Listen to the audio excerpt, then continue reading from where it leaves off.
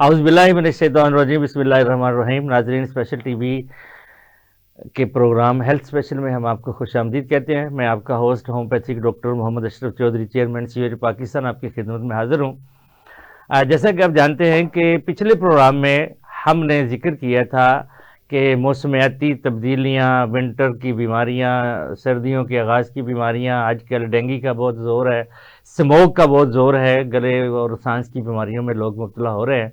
तो मेरे पैनल ने बड़ी सैर हासिल बहस की थी, लेकिन बहुत सारी इन्फॉर्मेशन अभी बाकी थी जो आपको देने वाली थी। तो हमने सोचा कि आज का प्रोग्राम भी उन्हीं चीज़ों पे रखते हैं कि मौसम चेंज होने के बाद जो जो बीमारियां हमारी फैमिलियों को, हमारे बच्चों को, हमारे ख़ानदान को फेस करने पड़ते हैं, होम्योपैथी उनमें कहाँ तक कामयाब है। COH community of homeopath Pakistan का मंशूर भी यही है कि होम्योपैथी को घर घर पहुंचाना, और हम अपनी कम्युनिटी को, COH को, कम्युनिटी ऑफ होम्योपैथ पाकिस्तान के प्लेटफॉर्म से अपने पूरी दुनिया के अवाम को ये आगाह करते हैं कि मौसम सरमा के आगाज़ में पूरी दुनिया में, पाकिस्तान में और स्पेशली हमारे लाहौर शहर में हमारी आवाम को जिन जिन बीमारियों का सामना करना पड़ता है, होम्योपैथी हमारे किस काम आती है। आज भी हमारे साथ पाकिस्तान के मायनात और सीनियर डॉक्टर मौजूद हैं जो हमें बताएंगे कि होम्योपैथी इन बीमारियों में किस हद तक कारगर है, हमें होम्योपैथी इस्तेमाल करनी चाहिए, नहीं करनी चाहिए, क्या करना चाहिए। मेरे साथ मौजूद हैं डॉक्टर मोहम्मद ज़ीशान, आप मीडिया कोऑर्डिनेटर हैं COH पाकिस्तान के। आप पिछले 25 साल से होम्योपैथिक अद्वियात से पाकिस्तान के गरीब आवाम का इलाज कर रहे हैं। आपको होम्योपैथिक अद्वियात पे बहुत दस्तरस हासिल है और COH के एक आला ओहदे पे आप बराजमान भी हैं, कायम भी हैं और पाकिस्तान के आवाम की खिदमत कर रहे हैं। सर, बहुत शुक्रिया आपका, आप तशरीफ़ लाए। उनके साथ मौजूद हैं होम्योपैथिक डॉक्टर पीर मुजतबा चिश्ती साहब। आप भी बड़े सीनियर होम्योपैथ हैं, गरीब आवाम की खिदमत का दर्द दिल रखते हैं और पाकिस्तान के अवाम की रेलवे स्टेशन लाहौर पे आपका क्लिनिक है और आप गरीब आवाम का फ्री इलाज करते हैं। इनके साथ एक बड़ा अच्छा कॉम्बिनेशन है, यंग टू ओल्ड। मेरे यंग छोटे प्यारे भाई हैं डॉक्टर इरफान मजीद खोखर साहब। आप आज की इस प्रोग्राम की रिकॉर्डिंग के लिए खलूस देखें, मोहब्बत देखें, लिया से तशरीफ़ लाए हैं और ये सिर्फ आपकी एक होम्योपैथी के लिए एक तड़प है, एक जज्बा है कि मेरे अंदर जो इल्म है वो मैं पाकिस्तान के अवाम तक पहुँचाऊँ। आप भी पिछले 15 साल से लिया शहर में होम्योपैथिक अद्वियात से लोगों की खिदमत कर रहे हैं और लिया के एक बहुत बड़े प्राइवेट हॉस्पिटल में भी आप होम्योपैथिक अद्वियात के साथ इलाज करते हैं। पूरे DG खान डिवीजन में आपका एक अच्छे और मोतबर होम्योपैथिक डॉक्टर की हैसियत से नाम है। सर, आपका बहुत शुक्रिया, आप इतनी दूर से तशरीफ़ लाए। हमें प्राउड है कि आप होम्योपैथी के लवर हैं और आप यहाँ तक पहुँचे। अपने प्रोग्राम का आगाज़ करते हैं। सबसे पहले डॉक्टर ज़ीशान, सर आप ये बता दें कि होम्योपैथी कैसे असर करती है। आज मैं यहाँ से पूछता हूँ कि इसका जो मोड ऑफ ये कह लें कि ट्रीटमेंट है या मोड ऑफ एक्शन है, वो बताएं आप, फिर मैं अपने टॉपिक पे आता हूँ। डॉक्टर साहब, होम्योपैथी एक बहुत बड़ा समंदर है। आपने किनारे पे खड़े होकर पूरे समंदर की गहराई का पूछा है, लेकिन मैं तो बड़ा मुख्तसर सा उसको बयान कर पाऊंगा। देखिए, होम्योपैथी एक ऐसी जदीद साइंस है जो आपको डायनामिक फॉर्म से आपकी अंदरूनी बॉडी की डायनामिक फॉर्म के साथ इंटरेक्शन करती है और बॉडी को सही राह दिखा के उसकी तरफ माइल करती है। अब सही। इसको अब मसला ये है कि मेडिसिन सिलेक्शन जो जिसने जाके काम करना है वो आपकी बॉडी ही बता रही होती है, मुख्तलिफ सिम्टम्स दे रही होती है। मिसाल के तौर पर मौसमी अब हालात चल रहे हैं, उन पर हम बात कर रहे हैं।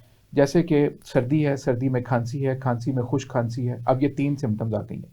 सर्दी लगी है, खांसी हुई है, वो खुश खांसी है, तो एकोनाइट इज़ दी बेस्ट रेमेडी जो आपकी बॉडी को मुकम्मल क्योर कर देगी। सिर्फ खांसी को नहीं क्योर करी, खांसी तो एक सिम्टम है बॉडी ने दी। आपकी बॉडी के अंदर जो इंटरनली जो मसाइल पैदा हुए उसको क्योर करने के लिए एकोनाइट सेलेक्ट होगी यहाँ पर। अच्छा, एक फ़र्ज़ करें कि एक खांसी है जिस बलगम खड़क रही है सीने में और वो खांसी में खारिज नहीं हो पा रही, तो यहाँ पर एपीकॉक देंगे हम। अब एपिकॉक भी खांसी की मेडिसिन बन गई यहाँ पर, और एकोनाइट भी खांसी की मेडिसिन बन गई। सही।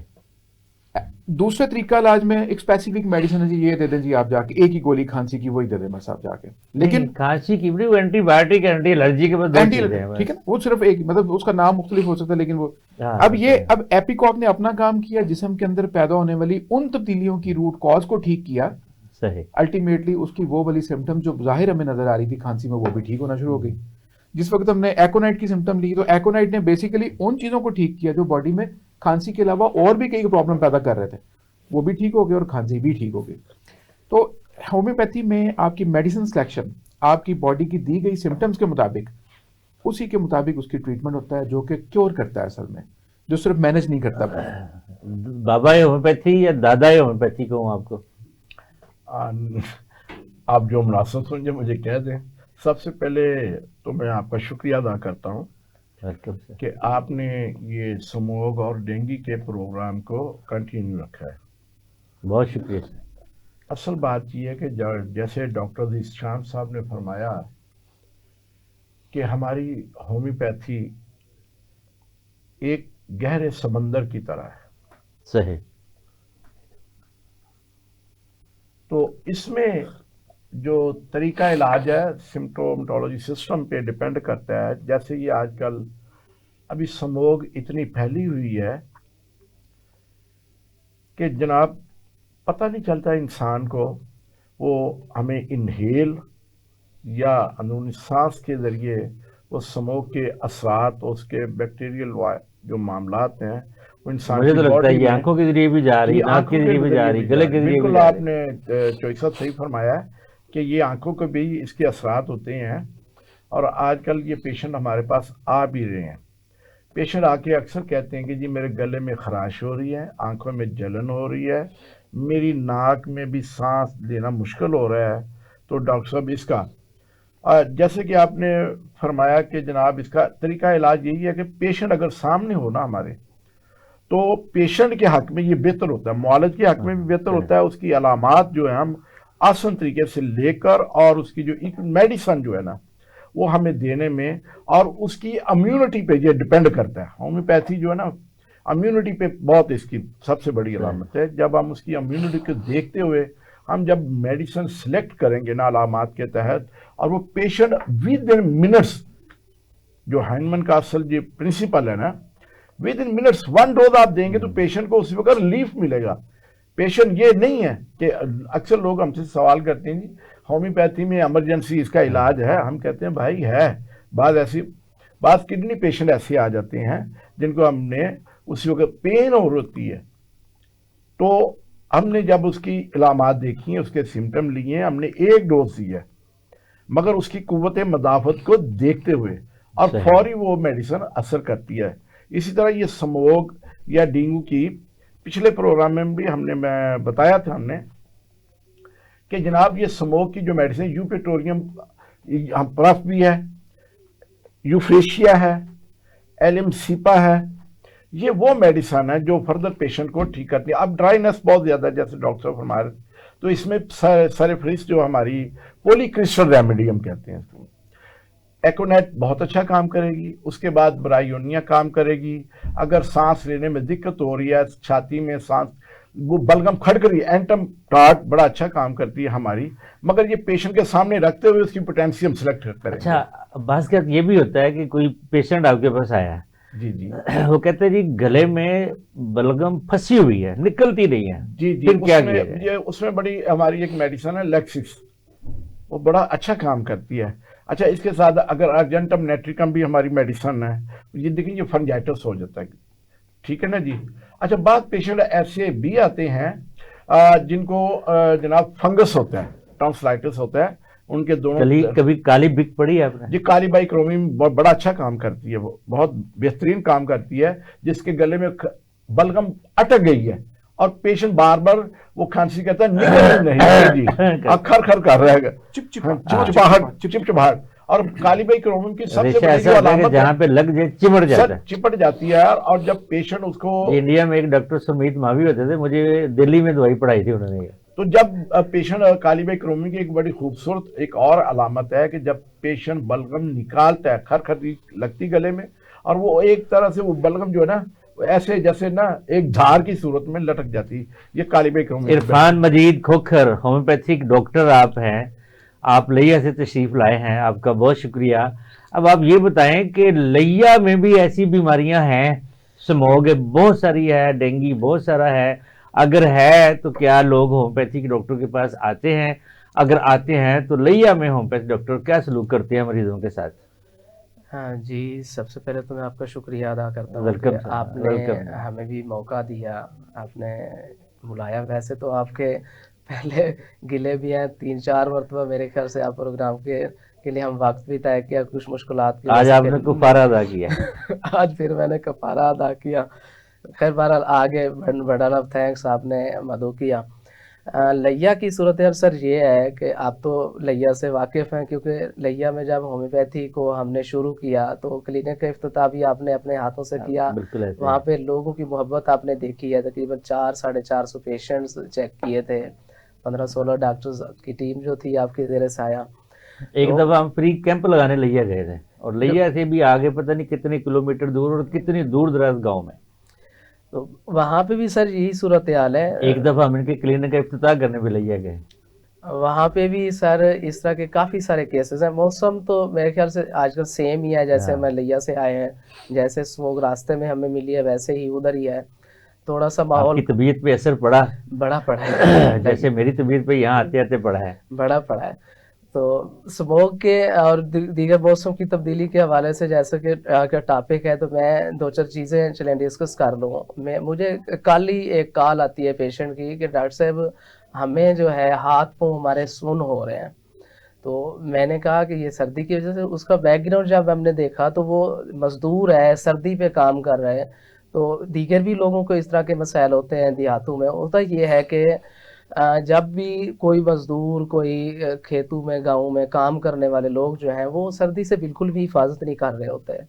उनके फिर हाथों की जो बारीक नालियाँ हैं ब्लड की, उसकी सर्कुलेशन जो है वो बड़ी डिस्टर्ब होती है। जैसे पाँव की हो गई, हाथों की हो गई, बाज़ दफ़ा मुंह फेस भी उनका सुन्न होना शुरू हो जाता है, हाथ सुन्न होना, उंगलियों के जो ये हवा की वजह से होता हवा की वजह से और सर्दी के प्रेशर की वजह से। क्योंकि जो ब्लड सर्कुलेशन है ना, जो ब्रीक वेन्स हैं है, कम हो जाती है। उनके अंदर ब्लड सर्कुलेशन कम हो जाती है। ये कवर अप नहीं करते, हेड को कवर नहीं करते, सॉक्स नहीं पहनते, ग्लव्स नहीं पहनते, उसकी वजह से ये फिर इश्यूज पैदा होते हैं। ये कंप्लेंट्स लाहौर में तो शहर ना हो, यहाँ पे बड़ी केयर करते हैं। जो पैराफ्रीज इलाके हैं, देहाती इलाके जो हैं, वहाँ पे ये बड़ी चीज़ें नज़र आती हैं। और सबसे बड़ी चीज़ इसके अलावा सर, टॉन्सिल्स के बड़े पेशेंट्स हैं देहातों में, उसकी भी वजह भी। एक और चीज़ बताऊं, टॉन्सिल्स जो है ये हमारे जिस्म के अंदर जरासीम को दाखिल होने से रोकने का पहला गेट है। जो हमारा जितना भी मुदाफ़ती निज़ाम है ये टॉन्सिल्स ही क्रिएट कर रहे हैं हमारे। यानी कि हम जो भी हवा इनहेल कर रहे हैं, जो भी खुराक खा रहे हैं, जितनी भी खुराक खाते हैं, जो भी ग़िज़ा हम लेते हैं, सबसे पहले टॉन्सिल्स के ज़रिए जाती है। क्योंकि स्मोक में भी सबसे ज़्यादा जहरीले जरासीम होते हैं, धुएं में भी जहरीले जरासीम होते हैं, दीगर भी जो चीज़ें हम यूज़ कर रहे हैं उसके अंदर जो भी जरासीम है वो हवा के ज़रिए भी आ रहे हैं और ग़िज़ा के भी ज़रिए भी आ रहे हैं, वो जा रहे हैं गले से नीचे। तो सबसे पहले जो है टॉन्सिल्स उनको वाश कर रहे हैं। हम यूँ कह लें कि टॉन्सिल्स फिल्टर के तौर पे काम कर रहे हैं, टॉन्सिल्स एक गेट के तौर पे काम कर रहे हैं, जहाँ से जो बीमारियों वाले जरासीम उनको रोक रहा है, जो बाकी जरासीम है उनको रोक रहा है, साफ कर रहा है। और बाज़ दफ़ा ऐसा भी होता है कुछ जरासीम बीमारी के हमारे अंदर चले जाते हैं। जब कोई जरासीम बीमारी का हमारे अंदर चला जाता है तो फिर टॉन्सिल्स उसका एक मुदाफ़ती निज़ाम, एंटीडॉट, एक वैक्सीन तैयार करता है जिसको हम कुव्वत मुदाफ़त, जिसके ऊपर हमारी होम्योपैथी काम कर रही है। वो मुदाफ़ती निज़ाम जो वो हमारा जो सिस्टम पैदा होता है वो जाके उस बीमारी को फिर किल कर देता है। बाज़ दफ़ा फिर ऐसा होता है कि हमारे एहतियात ना करना इस हद तक गंदा होता है कि वही बीमारी के जरासीम हमारे टॉन्सिल्स के ऊपर भी इफेक्ट हो जाते हैं। वही फिर हमारे जो मुदाफ़ती निज़ाम है वो डिस्टर्ब हो जाता है, टॉन्सिल्स सूज जाते हैं। फिर हम वही देते हैं मेडिसिन वगैरह, जो जैसे काली मिर्च भी आ जाती है, बैप्टीशिया भी आ जाती है। बेलाडोना का तो टॉन्सिल्स में बड़ा कमाल का रिजल्ट मिलता है जब भी टॉन्सिल्स सूजश हो रही है। स्टार्ट में हो तो फिर इसको एकोनाइट भी दी जा सकती है। और टॉन्सिल्स के ऊपर अगर मैं और ज़्यादा बात करूँ तो लोगों को टॉन्सिल सोजश का पता भी नहीं चलता। मेरे पास रिसेंटली सर कल ही एक क्लिनिक पे पेशेंट आता है, एज बच्ची की थी तकरीबन 11 ईयर। अब 11 साल की बच्ची है, उसको बुखार नहीं जा रहा, मुख्तलिफ डॉक्टर से मेडिसिन ले रहे हैं। और अब वो जो पेशेंट की कंप्लेन है, डॉक्टर साहब मुझे ना मुझे उल्टी आई है, उल्टी के साथ ब्लड आ गया। मैंने उसकी सारी हिस्ट्री नोट की, 5-10 मिनट मुझे लगे, सारी चीज़ें नोट की कि डॉक्टरों के नुस्खे देखे, एंटीबायोटिक्स चल रहे हैं, एंटी एलर्जिक चल रही हैं, एंटी पैरेटिक मेडिसिन दिए जा रहे हैं, लेकिन पेशेंट ठीक होने का नाम नहीं ले रहा। मैंने कहा मुंह खोलो। जब मैंने मुंह खोलो, उसके टॉन्सिल्स चेक किए तो बड़े अंदर से जैसे ग़िज़ा जाने की जगह भी नहीं थी। मैंने पूछा कि आप खाना निगल से, नहीं डॉक्टर साहब बुखार की वजह से मैं तो 5 दिन से खा भी कुछ नहीं रही। तो हालांकि वो बुखार की वजह से मसला नहीं था, वो तो टॉन्सिल्स की वजह से था। जब टॉन्सिल्स बहुत ही ज़्यादा सूजश हो जाती है उनकी, तो फिर गले में उन्हीं के अंदर थोड़ी पस बनना शुरू हो जाती है। अगर स्टार्टिंग पॉइंट में हम देखें तो उनके अंदर वाइट कलर्स नज़र आते हैं, धब्बे नज़र आते हैं, सफ़ेदी नज़र आती है टॉन्सिल्स के अंदर। तो वो वाइट कलर सफ़ेदी जब हम उसको बगौर मुआयना करते हैं तो फिर हमें तो पता चल जाता है। बाज़ दफ़ा कुछ ऐसे भी होते हैं कि नहीं पेशेंट को पता चलता। तो फिर उसके बाद फिर कंडीशन जब आती है, जब जो बहुत ज़्यादा बढ़ जाते हैं, तो पूरी वो पस और पीप जो है वो गले में बनती है। जब पेशेंट को टॉन्सिल्स वाले जो गले से टॉन्सिल्स से ब्लड आ रहा है फिलफर्ज, तो वो सूरत यार ये होगी कि पहले पेशेंट को खांसी आएगी। एक तो ब्लड आता है स्टमक से, इसोफिगल से, ग़िज़ा की नाली से या किसी जगह से भी, वो खांसी के साथ नहीं आएगा, वो कह आएगी ब्लड आ जाएगा। जब खांसी के साथ ब्लड आता है तो पेशेंट को समझ जाना चाहिए कि मेरे गले में कोई मसला है ना। पहले खांसी आ रही है, वो खांसता है, उसके बाद क्या करता है, तो वो पहले उसके साथ ब्लड आता है, उसके बाद जाके कोई और चीज़ आती है, उल्टी आती है तो ग़िज़ा बाद में आती है। ब्लड पहले आ रहा है तो इसका मतलब ये है कि ये करीब से कहीं से ब्लड आ रहा है, पहले ब्लड आ रहा है टॉन्सिल से, फिर हम उसको देते हैं। तो इसके लिए फिर मैंने उन्हें एपिकाक जो है वो दी, और साथ मेलिफोलियम 30 में दी, और बेलाडोना 1 में दी है। अभी मैं रास्ते में था, मुझे पेशेंट को मैंने खुद कॉल की, मैंने कहा कि प्रोग्राम में जा रहा हूँ, ये मौसमी पेशेंट है, हो सकता है मैं डिस्कस करूँ। तो पेशेंट अल्हम्दुलिल्लाह ठीक है। उन्होंने कहा डॉक्टर साहब रात का फीवर भी ख़त्म हो गया है और पेशेंट ने आज सुबह नाश्ता भी किया है। तो होम्योपैथी तो बड़े मौजे हैं, इसमें बड़े कमाल होते हैं। बाज़ दफ़ा ऐसा भी होता है कि लोगों को यकीन भी नहीं होता। जनाब सर आप बताएं कि आम सादा फीवर और डेंगू फीवर में हम कैसे पहचान करेंगे कि ये अलग अलग है? डेंगू फीवर में एक तो टेम्परेचर बहुत ज़्यादा हाई होता है जी। तो मुझे नाजरीन ब्रेक का बोला जा रहा है, वक्फा बहुत ज़रूरी है, हमारे साथ रहिएगा। बड़ा ही अहम प्रोग्राम, अहम डिस्कशन चल रही है, आपके लिए इन्फॉर्मेशन है, हमारे साथ रहिएगा। मिलते हैं एक छोटे से ब्रेक के बाद।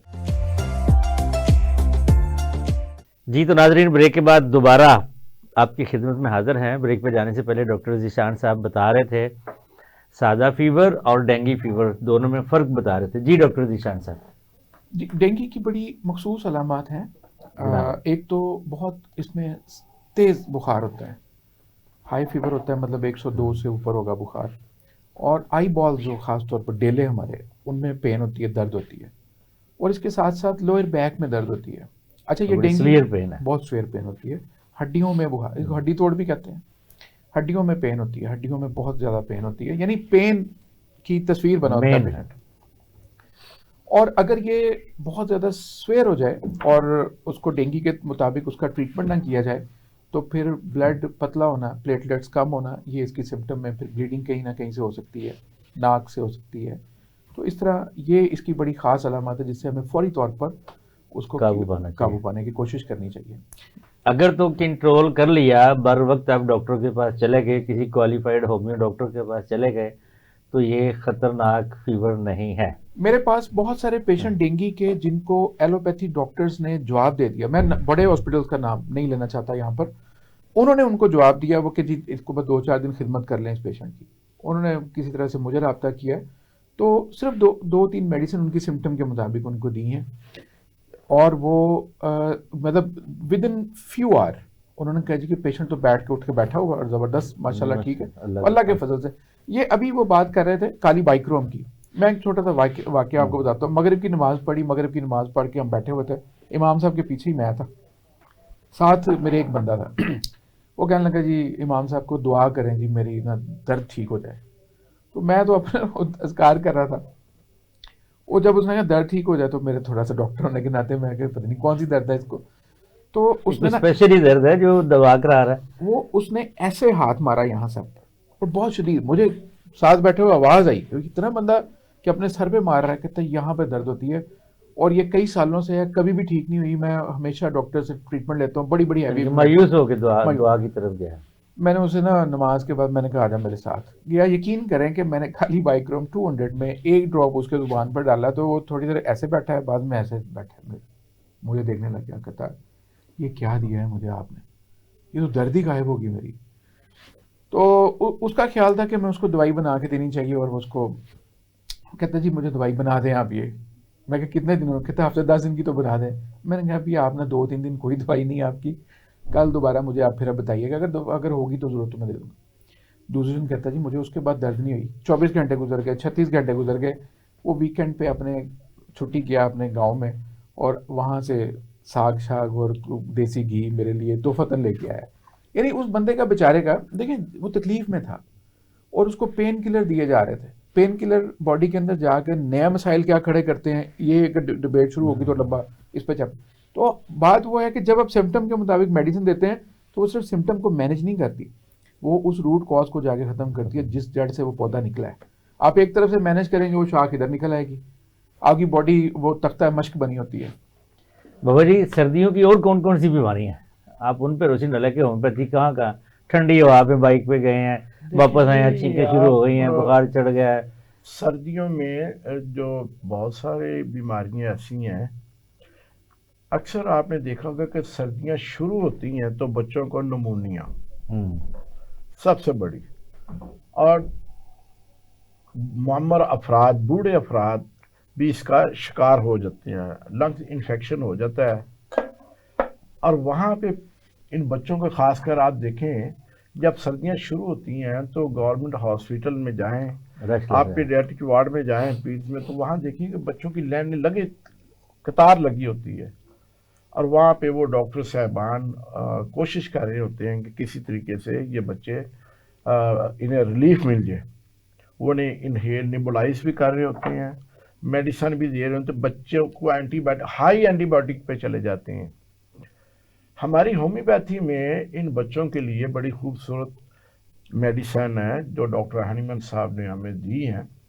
उनमें देखें जी, सबसे पहले अगर बच्चे को टेम्परेचर है तो बात वहीं आ जाएगी, पॉलीक्रिस्टल पर एकोनाइट सल्फेट दवाई होगी। अगर उसे सांस लेने में बहुत ज़्यादा तंगी हो रही है जी, अगर नाक से सांस नहीं आ रहा उसे, अमोनियम कार्ब बड़ी अच्छी दवाई है, मेरे अपने तजर्बे में ये चीज़ें हैं। फिर लाइकोपोडियम है नमूनिया के, अब बच्चे को डबल नमूनिया, आम लफ्ज होते हैं जिन्होंने डबल नमूनिया हो गया है, अब उसकी ये नथने जो है ना वो चलना शुरू हो जाएंगे, दोनों नथने ऐसे से चलेंगे। उसे साबित हो जाता है कि राइट और लेफ्ट दोनों लंग्स जो हैं वो उन पे इन्फेक्शन हो गया, उसका अटैक हो गया नमूनिया का, तो वो दोनों में सांस लेने में बच्चे को तंगी हो रही है। उसमें हमारी लाइकोपोडियम है, एंटमटार्ट है, एपिकॉक है, ब्रायोनिया है, ये बहुत अच्छी मेडिसिन है। और अगर बड़े अफराद को भी इस तरह की अलामात होती हैं, और बड़ों को साथ ये है कि अगर उनकी इम्यूनिटी वीक है ना तो उनको हम कार्बोवेज देंगे ताकि उनकी जो सफोकेशन, सांस लेने में जो तंगी है ना वो बेहतर हो जाए। फिर इसके अलावा ब्लाटा ओरिएंटालिस हमारी बड़ी ज़बरदस्त मेडिसन है। अस्पिडोस्पर्मा हमारी में हम दवाइयों की तरफ आते हैं। मैं जाता हूँ डॉक्टर इरफान मजीद खोखर, आप बताएं कि क्या एहतियाती तदाबीर हैं डेंगू की और ये स्मोक की और सर्दियों की एहतियाती तदाबीर क्या हैं कि लोग बचे रहें? आप ज़रा मैसेज दें अपने गांव वालों को, देहातों को। जैसा कि तकरीबन तो सब लोग जानते भी हैं, लेकिन देहातों में क्योंकि अवेयरनेस की बड़ी शदीद कमी है। डेंगू जो है ज़्यादातर ये पानी के करीब, हमारा तो दरियाई इलाका है, वहाँ पे जो बेल्ट दूर दूर तक हमारा जो एरिया है करीब करीब दरियाई इलाका है, या जो खेतों में कितना दूर है रही है कोट सुल्तान से दरिया? 20-22 किलोमीटर, 5-6 किलोमीटर दूर है। अच्छा, पास ही है। कोट सुल्तान सिटी के आधा करीब ही जो है वो आखिरी बांध है जो दरिया का, वहाँ तक पानी तकरीबन हर साल आता रहता है। अभी 2-4 साल से थोड़ी बचत अभी हुई है। ये सैलाब जो है बचे रहे आप? हाँ हम बचे रहे हैं। चलो शुक्र है। तकरीबन करीब दरियाई इलाके में तो था, लेकिन बाहर नहीं निकला, ज्यादा नुकसानात नहीं हुए सिंध में। क्योंकि ट्यूबवेल्स का पानी जो हमारे वहाँ पे ट्यूबवेल के जो गड्ढे होते हैं, वो उनके अंदर पानी उन्होंने स्टोर किया हुआ होता है, हाँ, उसके ऊपर उन्होंने उसको निकाल देना चाहिए, क्योंकि उसके ऊपर सारी जो जरासीम वाले जितने भी कीड़े मकोड़े हैं सारे होते हैं, डेंगू भी वहीं पे ग्रोथ करता मैं है। साफ पानी में साफ पानी है, जब ट्यूबवेल चलता है उसके बाद काफी दिन पानी साफ रहता है, साफ पानी होता है, मोस्टली ट्यूबवेल चलते रहते हैं। इस वजह से फिर इनको घर के अंदर अपने आप को ढांप के नहीं रखते, बच्चे ऐसे घूम फिर रहे होते हैं, बच्चों को कवर करके रखना चाहिए। जैसा कि डॉक्टर साहब बता रहे थे कि नमूनिया बच्चों को देहातों में तो ये होता है कि बच्चा पानी में भी खेल कूद रहा है और ऐसे चार दीवारी के अंदर बाहर चल पे रहा, उसको कवर नहीं किया हुआ, प्रॉपर सॉक्स नहीं पहना हुए, अच्छे कपड़े नहीं पहने हुए सर्दी से रोकने के लिए, जिसके बाद चेस्ट इन्फेक्शन, ब्रोंकाइटिस, खांसी हुई, डॉक्टर के पास गए, उन्होंने फिर नमूनिया, फिर सारी चीज़ें ये हो जाती हैं। सबसे पहले तो सर्दी से कवर रखना चाहिए, अच्छे कपड़े पहन के ढांप के रखना गर्म चाहिए, कपड़े, जूते, गर्म कपड़े, बच्चों का खास जूते, ख्याल सॉक्स, ये सारी चीज़ें को खास ख्याल रखना चाहिए। और फजूल पानी को जो है वो नहीं होना चाहिए, उधर नाले वगैरह बंद कर देने चाहिए, सही। ज़्यादा देर पानी को नहीं ओपन नहीं रखना चाहिए, अगर कोई बर्तन में भी पड़ा है तो उसको भी ढांप के रखना चाहिए। और क्या क्या एहतियाती तदबीर होनी चाहिए? खाने पीने में क्या होना चाहिए? ठंडे मशरूबात बंद कर देने चाहिए? ठंडे मशरूबात तो तकरीबन बंद कर देने चाहिए, वो तो हर कोई जानता है बंद कर देने, लेकिन इसके साथ साथ वो मोस्टली जो है इम्यूनिटी को गेन करने के लिए जो ग्रीन टी है या दीगर मशरूबात है गर्म, वो ज़रूर इस्तेमाल करने चाहिए। घर में किचन के मसाले में दालचीनी, सौंफ का कावा, लौंग का कावा पिलाना चाहिए, बिल्कुल पिलाना चाहिए सर। और होम्योपैथिक डॉक्टर से रजू करना चाहिए। होम्योपैथिक डॉक्टर से तो रजू करेंगे, क्योंकि होम्योपैथिक डॉक्टर से सुन रहे हैं और जानते हैं कि होम्योपैथिक डॉक्टर ही हमें गाइड कर रहे हैं, तो यही बेहतर से बेहतर इलाज भी फराहम कर सकते हैं। बिल्कुल होम्योपैथिक डॉक्टर से भी और रजू, क्वालिफाइड होम्योपैथिक डॉक्टर हाँ से, क्वालिफाइड, क्वैक से नहीं। क्वैक से नहीं, क्वालिफाइड होम्योपैथिक डॉक्टर सर लिया के अंदर जितने भी होम्योपैथिक डॉक्टर्स हैं वो तकरीबन क्वालिफाइड हैं, कोई क्वैक होम्योपैथिक प्रैक्टिस नहीं कर रहा।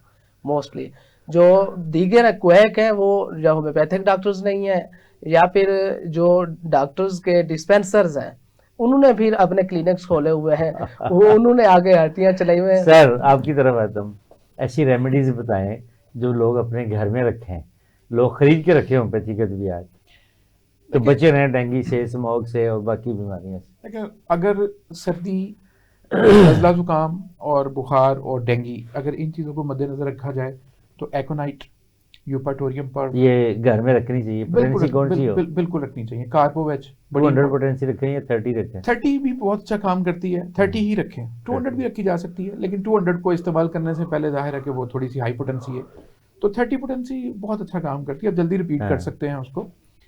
ऑल्टरनेट करने की अगर आपको समझ में आती है तो आप ऑल्टरनेट कर सकते हैं। तो 30 पोटेंसी मेरा ख्याल है कि वो बहुत अच्छी है।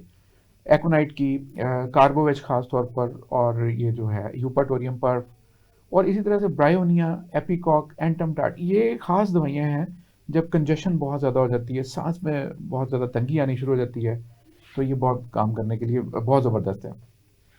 अब बाजू का फिर स्पेसिफिक सिम्टम्स आ जाते हैं, उनमें देखें सेल्फ मेडिकेशन बहुत अच्छी चीज़ नहीं होती।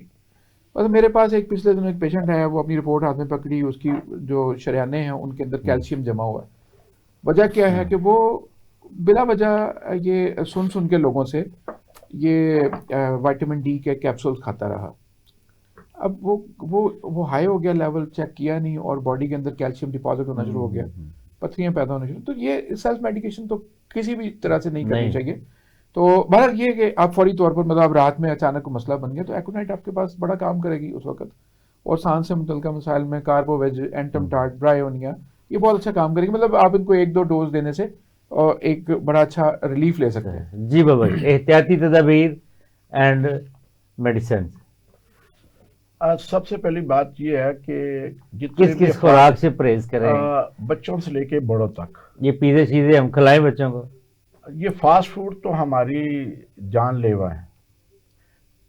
अच्छा, मेरा इख्तलाफ है यहाँ पे आपके साथ। जी। मैं इख्तलाफ है, मसलन फास्ट फूड में आप किसी फूड का नाम लें फिर उस पर बात करते हैं। देखिए जी, पिज़्ज़ा ले सबसे लें। पहले तो ये पिज़्ज़ा ही है।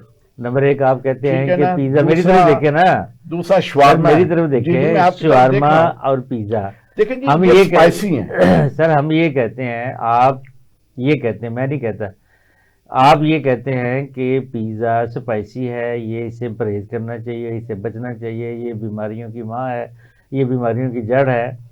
तो ऑस्ट्रेलिया, यूके जो तरक्की याफ्ता मुल्क हैं, वहाँ तो सुबह दोपहर शाम पिज़्ज़ा ही नहीं, खाया मगर जाता है। वो तो हमसे ज़्यादा वो उनके डाइट स्पाइसी जाते हैं। नहीं है। सॉरी फॉर कि मैं डॉक्टर साहब ये अर्ज करता तो चलूं। क्या होता है, पिज़्ज़ा एक रोटी है, सर रोटी के है, ऊपर मगर उन्होंने देखें ना, चिकन मसाले लगाए हैं, तो ये क्या कितनी कीमती अज्जा है, ठीक है कि नहीं?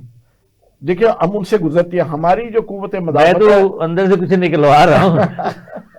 नहीं, जब हम पंजाब के रहने वाले, पंजाब फूड अथॉरिटी को इस पर वर्क करना चाहिए, चेक एंड बैलेंस होना चाहिए।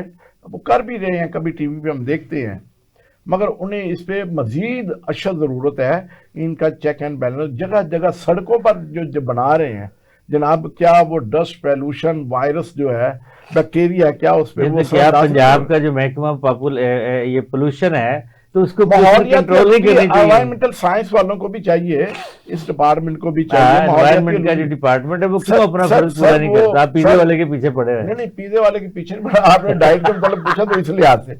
हमारी जो महकमा माहौलियाती आलूदगी है वो सरे फहरिस्त है, उन्हें चाहिए। और दूसरा हमारी जनाब ट्रैफिक पुलिस का भी काम इसमें शामिल हाल है। जो गाड़ियां धुआं छोड़ रही हैं, भाई मैं कहता हूं आप चलान करें, मगर इतने ज्यादा चलान ना करें कि सिर्फ आपने आज किसी चौक में, सर लाहौर के किसी चौक में जाए, 3-4 हमारे धुएं छोड़ने वाला तो महकमा ही अलग है। सर मैं अर्ज करना चाह रहा हूं ना, पहले बात मेरी मुकम्मल होने दें, कि आप देखिए कि वहां पे जनाब हमारे ट्रैफिक सार्जेंट हमारे भाई खड़े हैं, 6-6 7-7 खड़े हैं, और कोई काम नहीं, ट्रैफिक कंट्रोल नहीं कर रहे, वो सिर्फ चलान पे लगे हुए हैं। वो कहते हैं भाई इसका पिज्जे से क्या ताल्लुक? सर पिज्जा तो खत्म हो गया ना, पिज्जा कट हो गया। अच्छा मैं बताता हूँ, अभी मैं इरफान भाई से आखिरी सवाल पूछ रहा हूँ, टाइम मेरा 1 मिनट रह गया। मैं पिज्जे में सर ऐड करें आप। सिर्फ एक चीज, वो जो बड़ा जो आप निकालना चाह रहे थे, वो देखिए, हमें हमारे प्रोबायोटिक्स है आंतों में, हमारे दोस्त बैक्टीरिया है, वो कब कम होना शुरू होते हैं? जिस वक्त हमारे प्रीबायोटिक्स कम हो जाते हैं। प्रीबायोटिक्स क्या है? जो हमारा फाइबर जाता है आंतों में, जो हमारी गंदम ये ब्राउन आटे की रोटी जाती है, तो ये प्रीबायोटिक्स अगर उनको गुज़ा नहीं मिलेगी तो प्रोबायोटिक्स नहीं होंगे। अब जो हमारे दुश्मन बैक्टीरियाज हैं, वो उनके लिए प्रीबायोटिक पता है कौन सा काम करता है? ये जो ईस्ट वाला आटा है, जो आपके उसकी डो है पिज्जा की, जो उसका शवारमे का रैप है, ये उनके लिए एक अमाजगा का काम करता है, उनके लिए ग़िज़ा मुहैया करता है, यानी जो हमारे दुश्मन बैक्टीरिया है। दैट्स वाई के बीमारी के अंदर उनको मना करना चाहिए, वरना बीमारी बढ़ती है, उसका इन्फेक्शन बढ़ेगा। बाकी दुनिया के जदीद तरीन मुल्कों में देखिए, 24 घंटे पिज़्ज़ा ही खाते हैं लोग। वो उनमें ओबेसिटी देखें जरा, उनमें लेवल क्या है। अमेरिका की ओबेसिटी देखें जरा आप। नहीं, लेकिन अमेरिका में सबसे बड़ा ओबेसिटी तो मसला नहीं है। ओबेसिटी बहुत बड़ा मसला अमेरिका का बन गया। शुगर है उनका एक मसला, और दूसरा जो डॉक्टर साहब अब उनकी लेटेस्ट देखें जरा, नुस्खाजात जो लिखते हैं जो डॉक्टर, वो हमसे भी ज्यादा पाकिस्तानी से भी आगे हैं। माजरत सर मैं एक बात करना चाहूंगा, यहाँ पे एक जोक मुझे याद आ गई है, बस आधा मिनट है। आधे मिनट में कवर कर देता हूँ कि मुल्क का नाम नहीं लेता, बाहर था, बाप बेटा डॉक्टर थे और बेटा गेस्ट्रोलॉजिस्ट था। अब उसे वहां पे पेशेंट नहीं मिले, मैं आपकी बात फेवर में ले जाता हूँ। तो उसने कहा जी पापा मैं पाकिस्तान जाना चाह रहा हूँ। उसने कहा बेटा इधर क्या है? कहता सर इधर तो पेशेंट नहीं मिल रहे, इतने मेदे जिगर के। उनके तो पाकिस्तान भाई और जाएंगे तो सारा कुछ मिलेगा। डेंगू और स्मोक में वहाँ कौन कौन सी अद्वियात देते हैं अपने मरीजों को? सर फीवर के देखते हैं कि ज़्यादातर यूपिटोरियम पर्फ बड़ा अच्छा काम करती है। बाज़ औक़ात हम नक्सवमिका और सल्फ़र ब्रायोनिया ये मेडिसिन यूज़ करवाते हैं। और ज़्यादातर जो है चेस्ट इन्फेक्शन, ब्रोंकाइटिस, अस्थमा ये पेशेंट्स होते हैं। या मैंने फ़ीमेल्स को देखा है जो हेडेज के साथ आती हैं। फीमेल में क्योंकि टाइम तो थोड़ा है, बस शॉर्टली मैं बता दूं, होता ही है कि फीमेल्स में मैग्नीशियम की कमी हो जाए, जिसकी वजह से फीमेल मेल ये स्मोक की वजह से सर्दी की वजह से फीमेल्स के अंदर सर्दियों में मोस्टली जो है अस्थमा का पेशेंट भी बढ़ जाता है। जो पहले से अस्थमा के पेशेंट हैं उनको भी मर्ज बढ़ जाती है। फिर हम होम्योपैथिक जो मेडिसिन देते हैं उसमें तो ब्लाटा एस्पेडोसल्फामिया ये दो ऐसी मेडिसिन हैं। और स्नेगा मदर टिंचर सैनिगा क्यू, ये मदर टीचर में 3 ऐसी मेडिसिन हैं जिन्होंने आज तक नाकाम नहीं किया, चाहे बच्चे हों चाहे बड़े हों। अस्थमा में ये टॉप का असर दिखाती हैं, बाकी एपिका, अंटामोनियम टार्ट, ब्रायोनिया, बाकी वो अलग से हैं। इसके साथ मैं एक इमरजेंसी के तौर पे मेडिसिन देता हूँ, कार्बोवेज। कार्बोवेज को मैं इसलिए देता हूँ क्योंकि ऑक्सीजन का जो फंक्शन है उसको बेहतर करके जो है जिस्म के अंदर ऑक्सीजन लेवल को कंट्रोल रखती है। पेशेंट को स्पीडोस्पर्मा किसी ने जिक्र नहीं किया? मैंने बताया जनाब, स्पीडोस्पर्मा किया। अच्छा, आपने किया। और आर्सेनिक इसमें बड़ा अच्छा काम है। स्पीडोस्पर्मा तो अगर लंग्स की हालत मतलब क्रॉनिक खराब है ना, क्रॉनिक तो रीजनरेट कर देती है बलगम वगैरह खड़खड़ाहट, उसको मार्कर। और जी, तो नाजरीन, हमारा आज का प्रोग्राम यही ख़त्म हो जाता है। 2 प्रोग्रामों में मेरे पैनल ने ये साबित किया है कि स्मोक और डेंगू फीवर में बिल्कुल नहीं घबराना। होम्योपैथी आपके साथ है। आप जहाँ कहीं भी हैं अपने इलाके के क्वालिफाइड होम्योपैथी डॉक्टर के पास ज़रूर जाइएगा। इंशाल्लाह सर्दियों के आगाज़ की कोई बीमारी, डेंगू फीवर एंड स्मोक से मुतासरा जितने भी आपके अफराद हैं, पेशेंट हैं, आपकी फैमिली के अफराद हैं, इंशाल्लाह जो बिल्कुल बग़ैर किसी साइड इफ़ेक्ट के होम्योपैथी की शक्ल में अल्लाह ने अपनी आवाम पे एक नेमत उतारी है। होम्योपैथी अद्वियात आजमाइएगा, इंशाल्लाह आप मायूस नहीं होंगे। हमारा आज का प्रोग्राम यही ख़त्म हुआ चाहता है। हमारे साथ रब्ता के लिए हमारा नंबर है 0333422952 पर रब्ता कीजिएगा। अपनी राय हमें बताइएगा, हम अपनी राय का एहतराम करेंगे, आपके सवालों के जवाब भी देंगे। अपना ख्याल रखिएगा, अपने इर्द गिर्द अपनी फैमिली, अपने बच्चों का ख्याल रखिएगा। हमें इजाज़त दें। अस्सलाम वालेकुम वरहमतुल्लाहि वबरकातुहू। पाकिस्तान जिंदाबाद, होम्योपैथी पाइंदाबाद।